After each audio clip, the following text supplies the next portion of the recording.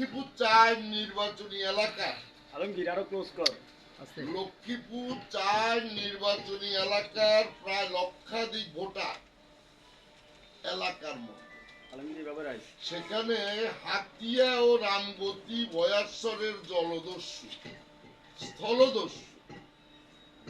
জলবাস করে স্থলবাস করে, জলেও ডাকাতি করে স্থলেও ডাকাতি করে, তাদের সমন্বয়ে একটা সশস্ত্র বাহিনী সেখানে তৈরি হয়েছে এবং তার সাথে আমাদের ফ্যাসিস্টদের সন্ত্রাসী বাহিনীও একত্রিত হয়েছে। এই ত্রিপক্ষীয় বাহিনী উইথ মাফিয়া চক্রের যে প্রভাব, মাফিয়া চক্রের যে তত্ত্বাবধান, তার ভিত্তিতে ভোটের বাক্স লুটপাট করে নিয়ে যাওয়ার জন্য, ব্যালট পেপার নিয়ে যাওয়ার জন্য মহাপরিকল্পনার প্রেক্ষাপটে রামগতি ৭, ৮ ও ৯ নম্বর ইউনিয়নের দক্ষিণ অঞ্চলে নির্বাচনকালীন